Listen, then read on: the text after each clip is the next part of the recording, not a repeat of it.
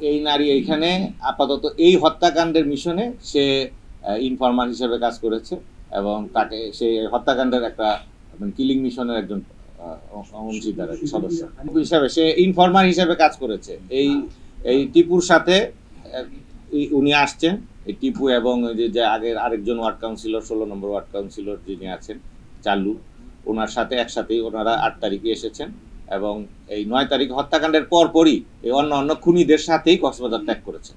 এটা খুনটার আসামির অবস্থানটাই হচ্ছে খুনের এখানে কারণ, যেহেতু এটা আপনারা বুঝতে পেরেছেন এটা একটা টার্গেট কিলিং এবং এই কিলিংটা যে কোনো জায়গায় হতে পারতো এবং খুনি যারা তারা আসামির অবস্থান এবং তাদের খুন করার পরিবেশটা এখানে সুইটেবল মনে করে এখানে হত্যাকাণ্ডটা ঘটিয়েছে।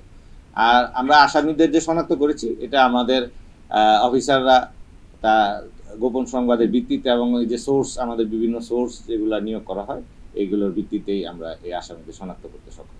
অস্ত্রটার গায়ে যে মডেলটা লেখা আমরা ঠিক হুবহু ওইটাই বলেছি, ঠিক আছে।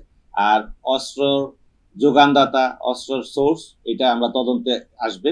এটা আমরা প্রাইমারি, যেহেতু আজকে প্রাইমারি আসামি অ্যারেস্ট করার পরপরই এটা একটা চাঞ্চল্যকর ঘটনা, সারা দেশেই এটা মিডিয়াতে ব্যাপকভাবে প্রচারিত হয়েছে, আমরা প্রাইমারি ভাবে উপস্থাপ হয়েছি। তদন্ত বলা যেতে পারে যে 9 তারিখে ঘটনার পরপর তদন্ত শুরু হলেও আসামি আমরা হাতে পেয়েছি এবং যে হত্যাকাণ্ডে যারা ব্যবহৃত হয়েছে কিলিং মিশনে অংশগ্রহণকারী এই 3 জনকে আমরা অ্যারেস্ট করাতে আমাদের তদন্ত আরো বেগবান হবে। বাকি পূর্ণাঙ্গ তদন্ত না করা পর্যন্ত অনেক প্রশ্নের উত্তর হয়তো আমরা এখন দিতে পারবো না। হ্যাঁ, এই 3 জনই তখন কক্সবাজার উপস্থিত ছিল এবং এই মেয়ে গোলাম রাব্বানি টিপুর সাথেই আসছেন এবং উনি হত্যাকাণ্ডেই টোপ হিসেবে উনি এই একটা কাজ করেছেন এবং যারা হত্যা মিশনে অংশগ্রহণ করেছে তাদেরকে উনি সংবাদ প্রেরণ বা যেটাকে বলে আমরা যে ইনফরমার হিসেবে উনি কাজ করেছেন এই ভদ্রমহিলা।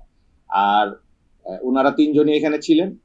এই শাহরিয়ার ইসলাম পাপ্পু উনি হুজি শহীদুলের ভাতিজা এবং উনার নিজের পূর্ব বাংলা কমিউনিস্ট পার্টিতে সম্পৃক্ততার আমরা এখন পর্যন্ত ওই রকম আমাদের হাতে কোনো তথ্য প্রমাণ নেই।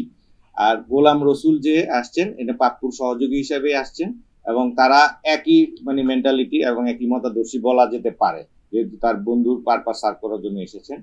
এবং এই হত্যাকাণ্ডে আরো বেশ কয়েকজনের এখানে কক্সবাজারে অবস্থানের পাওয়া যায়।